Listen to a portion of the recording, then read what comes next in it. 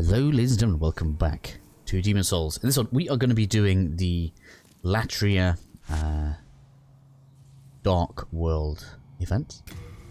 Pure Black, that's what it's called. Sorry guys, I was having a moment there where I just couldn't quite remember what exactly it was this was going to be called. Anyway, so I'm going to go through this at the beginning of all of these videos, but the way that we lower the world tendency then, and I've said it a few times through the course of the walkthrough, but just so that I've said it again. The best way to do it is to use an ephemeral eyes. Now, let me just show you what the world tendency looks like at the minute. So as you can see, the one on the left, which is the Arkstone one, which is kind of close to neutral. It's kind of a greyish colour. The Arkstone Tower, obviously, I've already done some work on this one to bring it down. And once it reaches that purple-looking colour, that means we are actually one away. So what you'll see is now, when I die momentarily, and then we'll fast travel to another area, as well as having I don't really like letting you kill me, but come on. Once we fast travel to another area, you'll see that it has red flecks. Now we actually want to come from this area, so I'm going to fast travel to somewhere else, and then, oh yeah, go on, finish that. Come on. I'll do actually. That'll do. So once we leave the area and return, and I think it's important that I say this, make sure you leave the area and return to have the world tendency change. Like, as you can see, it's still just normal pure black. When I go back to the Nexus now and look at it, we'll get a load of red flecks that come across the sign. It's important to make sure you fast travel. It can be in the same zone. So what I often do is I often ping between two areas in the same zone to make it a little bit quicker. But as you saw just there, we have the red flecks now coming across our dark sign, and that means that we are in pure black. Now, to get both of them in one run, we're going to start with the Prison of Hope, just so that we can get the red phantom that's here. We want the red phantom because that is going to give us +1 to our character tendency. Which is one of the reasons why I do this. Now, once you defeat him, if you fast travel out or anywhere between these areas again, then our world tendency is actually going to go back up by 3. So you'll have to use another 3 ephemeral eyes if you don't do this in one run like we're going to do from now. And because you have to do it in one run, we need to come from this direction because otherwise you can't get back this way from the upper Latria area. Which is where we need to go for this kind of the second half of it.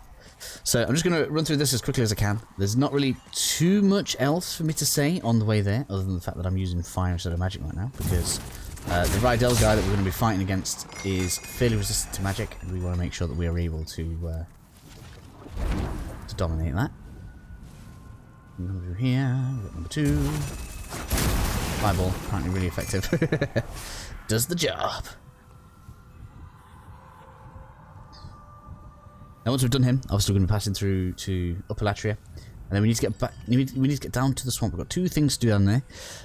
We're going to grab the primordial demon, and the thing not to miss is the sodden ring. Otherwise, you're going to have to drop this back down to black again, just to do it all over again, which is a pain and a nightmare. The thing I haven't tested, and I'm not going to test in this video, is whether or not you can in fact rest at the Arkstone on the way. If anybody else has tested it, I'm sure there'll be people that are appreciative of you letting us know in the comments. Just because I don't have enough ephemeral eyes to mess around with it, so it's just what we gotta do. This guy is obviously susceptible to poison. I could have bought Poison Cloud with me when I think about it. He's also susceptible to Hidden Body, as you can see. Should be fine. He does do a lot of damage, and he does do magic damage, so we do need to be careful.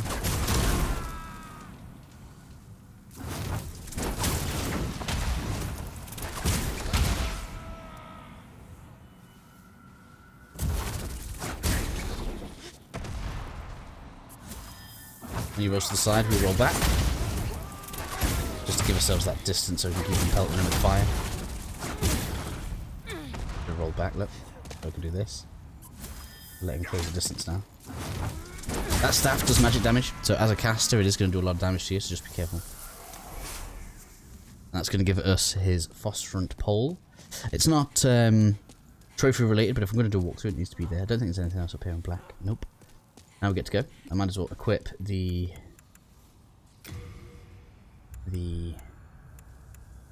fragrant ring. Just so we can regenerate some MP on the way around. There's no point using spice on everything. Also, if anybody following the walkthrough cares about the character, I have 1 level left, and then I'm not going to level myself for the rest. Probably for the rest of this character. I want to keep it low level, so it's going to be level 80. Our damage is pretty much capped anyway, so not to worry about that. Please don't die. We'll run past you. Got a crystal lizard we could get there, but it's a moonlight shard rather than moon shade shard, so not too bothered. This is already off. Hello. Careful about that. You probably could farm that for some extra spice if you really want, but I'm okay for spice right now. Good. Heading up over this way. It's taking way longer than I expected. So what kind of builds are you guys running? It'd be great to hear back from you in the comments. Just approach the table. It's kind of crazy to think how damage is capped out.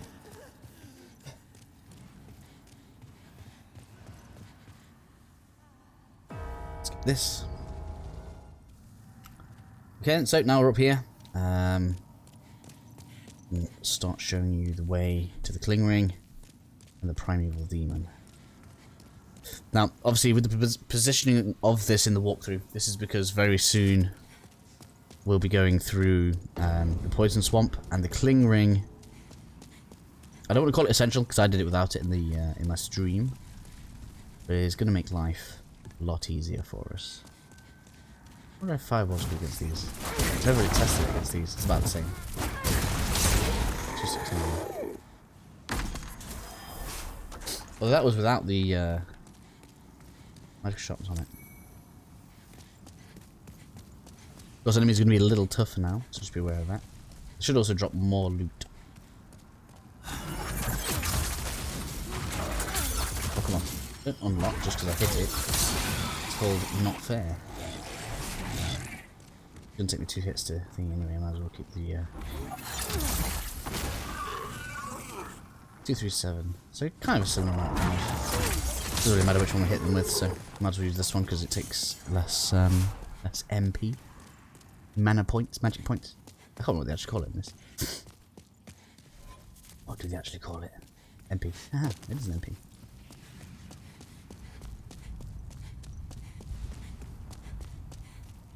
We charged a little bit extra.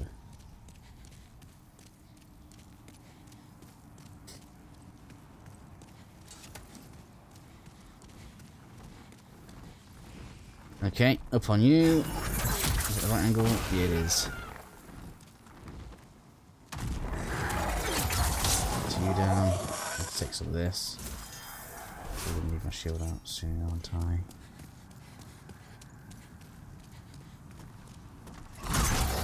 Ouch. Missed. Haha.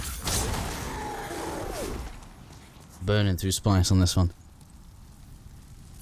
That's because there's no rest in between. Got the one on the side. I just noticed that the weapon identifies that.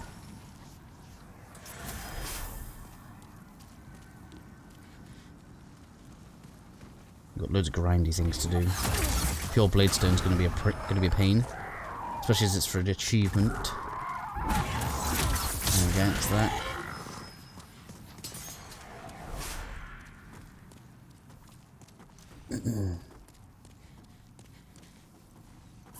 More MP. Chugging on spice. I'm getting loads of this later. So you. No one likes you. I'm not even bothering picking this stuff up. It's all good.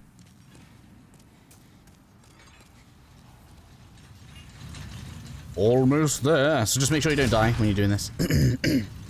I'm sure it goes without saying. But it is a long way to reset. So be as careful as you can be. That's you. Almost there.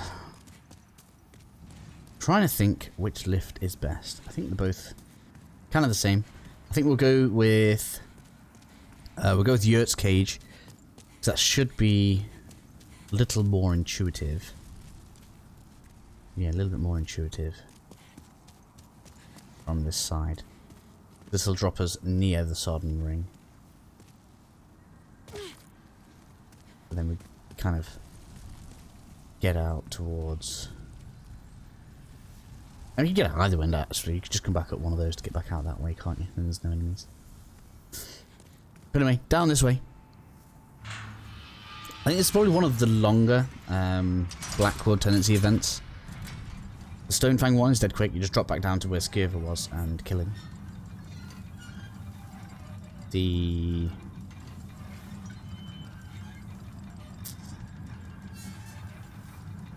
yeah. Swamp one's quick. You just go and kill a lady. The...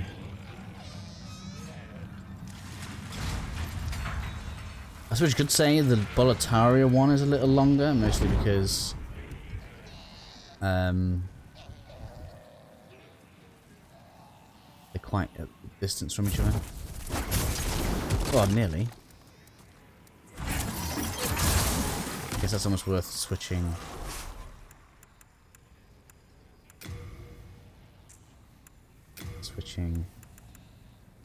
Where is it? This one. So we can one-shot the big ones. Okay. These things. Ah! How's that a miss? That shouldn't have been a miss.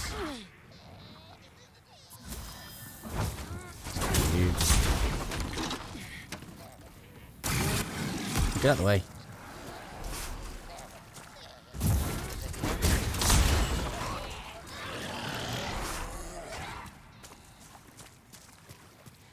Okay. So, treasure we are after.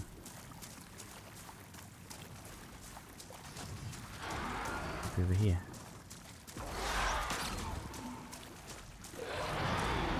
Oh. Ouch, no. Gonna die? Nope.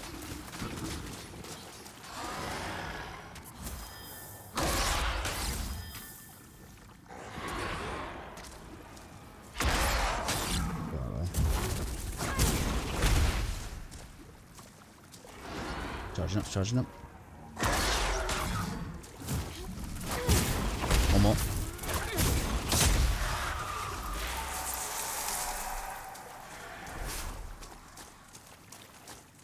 There it is. Beautiful. Sodden ring. In addition to that, then we have the primeval demon.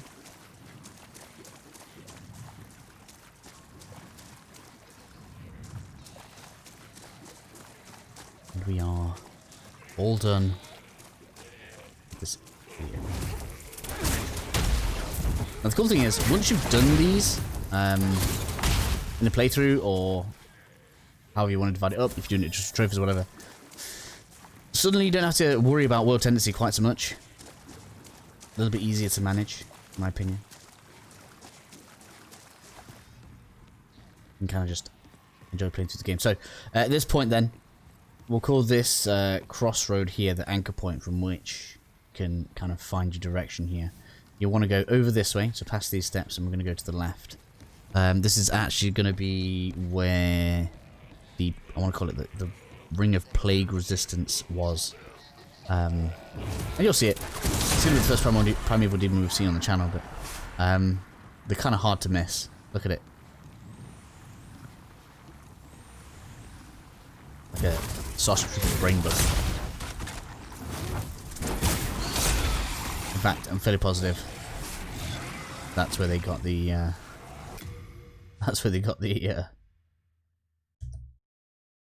design from. Anyway, so we're gonna kill that, and that is mission accomplished. So I am going to head back to the Nexus from here. And I guess, being as we want to roll with this, we might as well do Stonefang. Dark Core Tendency as well. Hopefully this is helpful for some of you guys, and I will see you all in the next video. See you then.